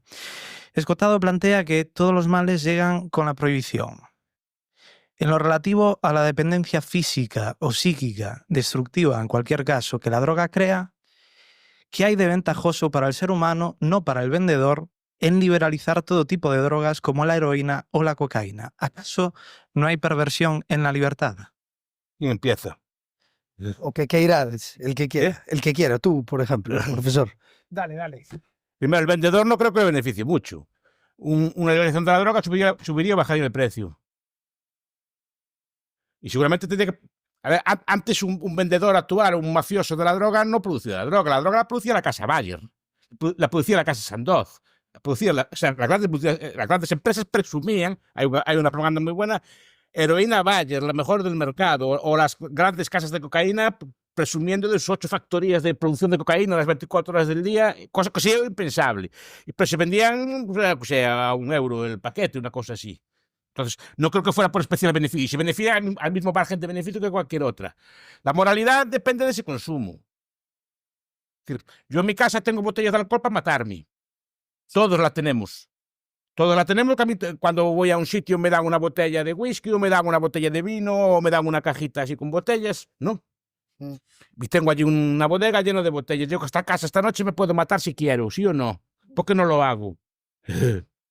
Porque sé que no se debe hacer, punto. Pero no es porque no pueda hacerlo yo, porque no sea libre comprarlo, porque no sea muy comprarlo, ¿no? Entonces, la moral es, ¿por qué esas sustancias están mal y el alcohol está bien? Yo repito que yo no tengo ninguna curiosidad, ni por supuesto defiendo que nadie las tome. No estoy diciendo eso. Estoy diciendo que hay gente que no sé por qué les gustan y si las toman, por lo menos que las tomen como una Coca-Cola. ¿Cuál es el problema? Porque, Claro, no, que te iba a quitar esto. digo, porque los consumos también cambian. Es que cuando está prohibida una droga, por ejemplo, cuando está prohibido el alcohol, nadie hace cerveza, nadie hace sidra, nadie hace vino. Ya de echarte al río haces alcohol de alta graduación, haces aguardientes o haces licores de alta graduación. Y la droga no mismo. Una vez prohibida la droga, no haces droga rebajada o droga pues, de consumo simple, sino que tomas droga de alta potencia. Porque ya para el traficante le interesa producir una cosa que se lleve en menos espacio y que tenga como más potencia, porque está prohibida, no puede circular. Entonces eliminas las calidades, eliminas los controles, eliminas los usos de consumo, eliminas los controles sociales que hay sobre ese bien. Al final tienes que estar agochado allí en una esquina a tomar esas porquerías. Además es porquería, lo que dice el padre de él, y a mí me convenció mucho. Lo que mata no es la droga, es la porquería que le echan. Muchos de ellos barbitúricos o todo tipo de sustancias prohibidas para cortarlas, incrementar el precio. Y eso es lo que mató a tanta gente, por desgracia, en España en estos años. Pero no fue la droga en sí, fue toda la porquería que le echaban. Bueno, hay una cosa que no se suele tener en cuenta. La ley no está hecha para protegernos de nosotros mismos, está hecha para protegernos de los demás, de las agresiones de terceros. La ley está pensada para evitar que nos estafen, bueno, para castigar al menos al estafador o al que nos agreda, no para evitar que yo tome algo por mi propia iniciativa. Es decir, aquello es muy escotadiano, de la piel para adentro mando yo, es de mi exclusiva jurisdicción. Entonces, estas son leyes concebidas para defenderte de ti mismo. Yo no me he drogado en la vida, yo no he probado, no he fumado ni un porro. Tampoco. Ni he tomado jamás cocaína ni nada por el estilo, nunca me llamó la atención, de la misma manera que no soy bebedor de alcohol o alguna cerveza de vez en cuando, no me gusta eso. Nunca me llamó la atención, no me gusta la ebriedad, nada. Pero entiendo que haya gente que lo busque. Como a mí me gusta el café, qué sé yo. El café también puede ser perjudicial para la salud. De hecho, aquí habría que ponerse muy de Paracelso, ¿no? El veneno está en la dosis, ¿no? En la cantidad. Si tomas 15 cafés diarios, te vas para el otro barrio a la vuelta de unos años. En cambio, si tomas uno por la mañana y otro después de comer, pues no te pasa nada. Es un veneno lento, que decía Talleyrand. Lo mismo puede pasar con el tabaco. Y así con todo. Así que, ¿por qué habría de un burócrata, esencialmente, decirme qué es lo que va a pasar dentro de mi piel y lo que no? No sé si me entiendes. Cuando además, en el caso de, qué sé yo, el cannabis o incluso la cocaína son productos naturales. No estamos hablando de un producto químico. No puedes vender lejía para consumo humano, obviamente. La lejía es un veneno, es tóxico. Y aparte nadie tomaría lejía. La tienes en tu casa y no la tomas. Sí, la tienes en casa. Yo tengo debajo de la pila, está lleno de productos de limpieza. Algunos que el amoníaco, cosas así, que un sorbo me mataría. Se me pasa no hace falta, a pesar de que ponen una calaverita, que aquello parece la bandera pirata y tal, jamás lo he probado. Entonces, no, pero hubo un tipo que le dio un trago a la lejía. Bueno, pues, ¿qué le vamos a hacer? Lo prohibimos. Bueno, está prohibido. A ver, no puedes prohibir la lejía porque alguien habrá que fregar el suelo con algo. Es decir, es que tienes las tiendas llenas de productos no perjudiciales, de puro veneno para la salud. Ya te digo, los productos de limpieza son extraordinariamente tóxicos. Y el paracetamol. Tómese 20 paracetamoles de golpe Bueno. y creo que te vas al otro barrio. Sí. Siguiente pregunta, vamos a intentar hacer las máximas posibles. Al medio, por favor.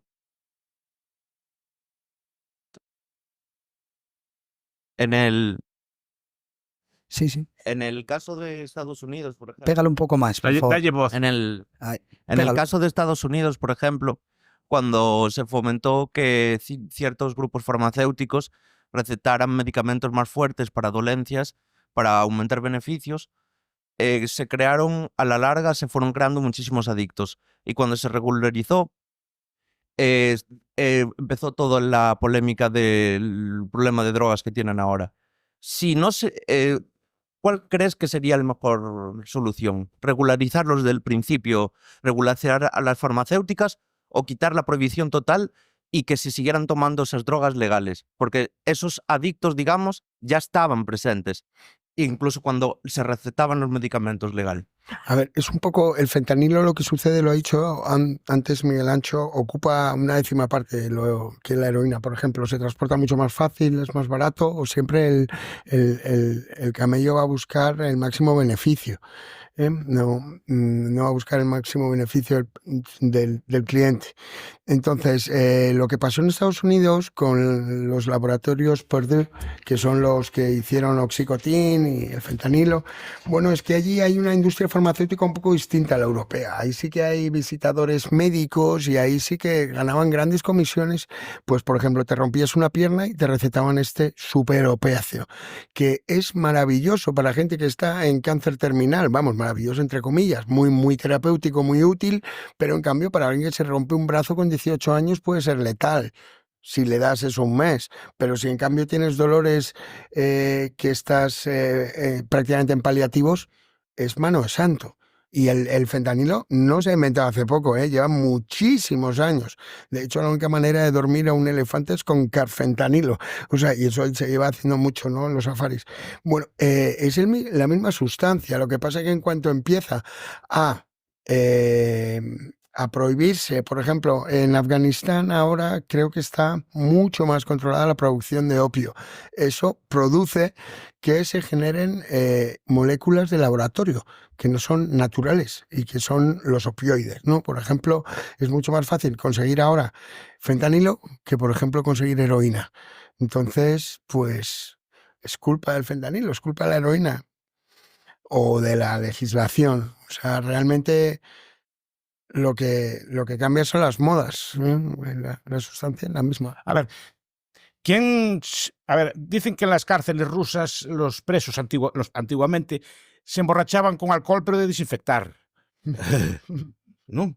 Y que en algunas cárceles españolas, yo lo leí, no sé si es cierto, que hacían los Cuba Libres con Barón Dandy, o sea, con colonia. Y, pero vamos a ver, y digo yo, ¿por qué no toman whisky de Malta, una cosa así? Ah, porque allí no lo tienen. Es decir, si usted no tiene el producto de forma correcta, que nadie en la vida civil hace tipo de cosas, si usted le prohíbe el bien correcto, busca sucedáneos, busca sustitutos, busca porquerías. Si tiene el producto, si hubiera un buen whisky de Malta, nadie tomaría esas porquerías en las cárceles ni cosas por el estilo. Pues si hubiera una droga, yo repito que es que a mí no me gusta hablar, este tema no me gusta porque parece que yo estoy, ni siquiera es mi tema, no es un tema del que haya hablado mucho, pero cuando me preguntan de este tema yo lo digo, es una intervención estatal y pasa esto, y lo mismo pasa con esto. Si prohíbe la droga de calidad, la heroína, que es una droga muy antigua y bien dosificada, y si tomaría en forma de jarabe, o como una crema de whisky, una cosa así, ¿no?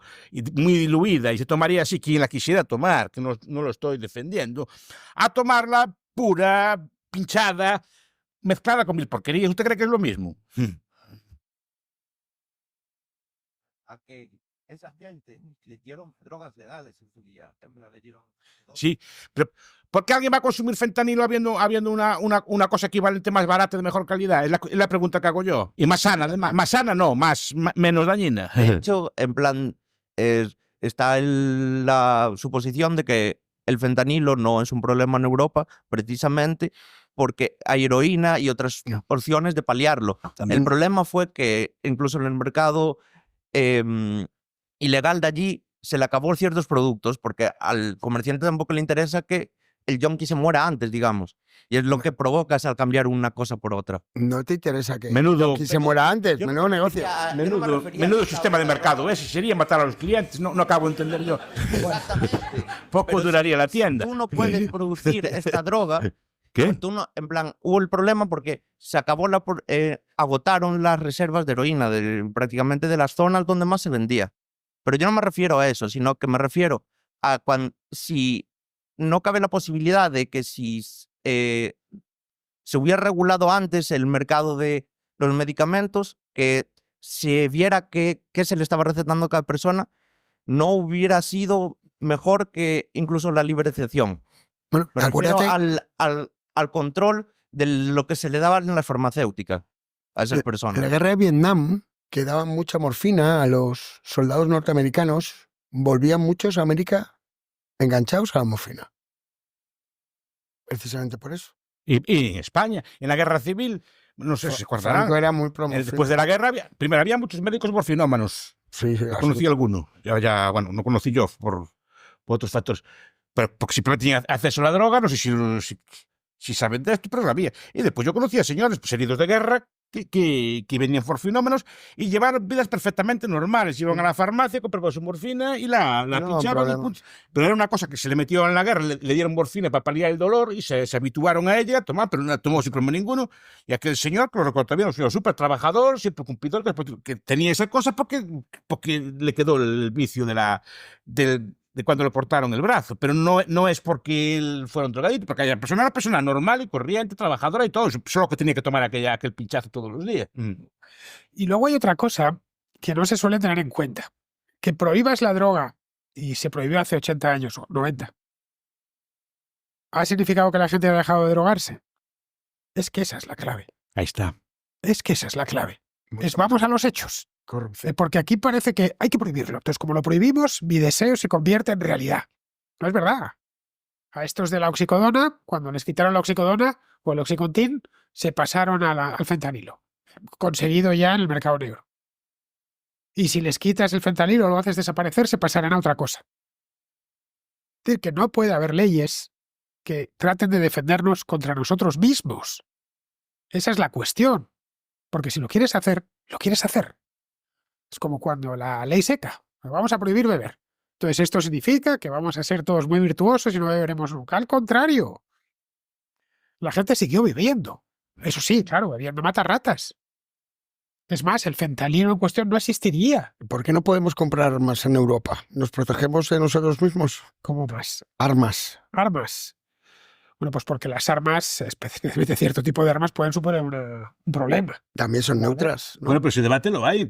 Claro, No sé en Canadá no hay. A su padre le gusta mucho Suiza. Es una cosa que me gusta Sí, y mucho. ahí están con bazocas. No, es que en Suiza es obligatorio tener un arma automática en casa. Claro. O era. No automática, no una pistolita, un arma automática. Y te avisa el inspector que está engrasada. Sí. Porque allí no hay un ejército como aquí, no es un standing army, el ejército es el pueblo. Y si vienen los rusos, quien se va a defender es todo el pueblo. Y ya están entrenados, tienen sus silos, tienen sus sitios de munición y saben cómo organizarse, de tal forma que sea todo el pueblo contra todo el ejército. Y todos tienen que tener su arma en casa engrasada como buen padre de familia. Y ahí no, Y no veo veo- las armas. Sí, pero tú un arma... A ver, ¿dónde hay más crimen? ¿Dónde está prohibido? O sea, en México tienen las leyes más duras de armas del mundo. Sí.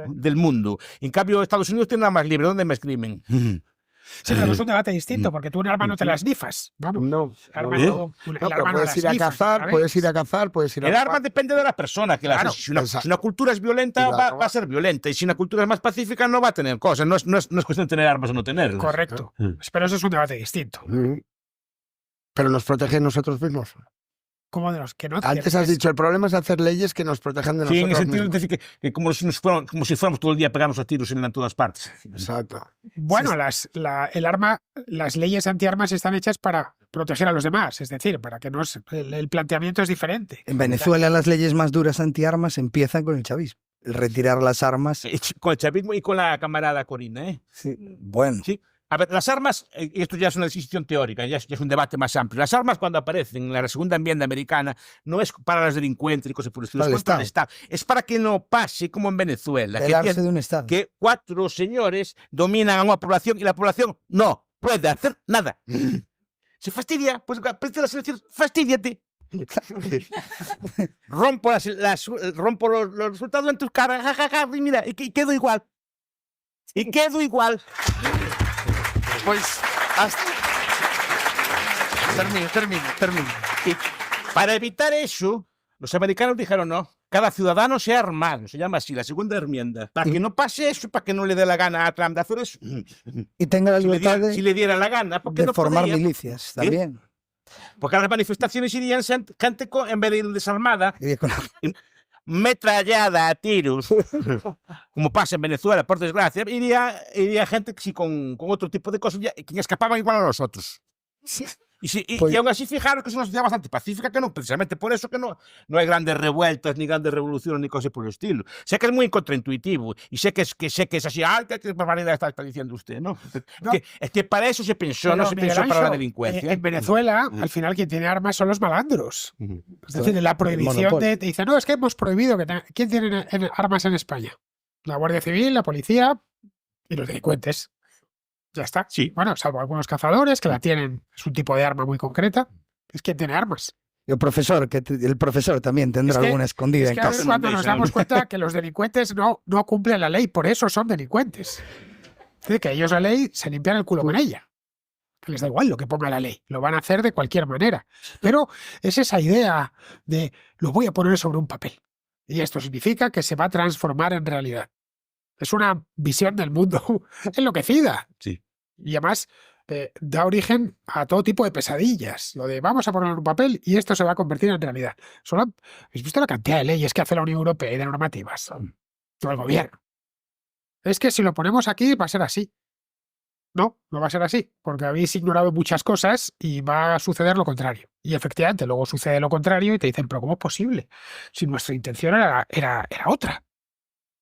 Pues vamos a terminarlo aquí, ¿No hay más preguntas? porque nos largan a las 10 tenemos, lo siento mucho, pero a las 10 tenemos que cerrar. Muchas gracias. Gracias a la emboscadura, que mantiene viva la memoria de Antonio, a Fernando y al profesor Bastos, que volverá por aquí en breve. Free audio post-production by alphonic.com.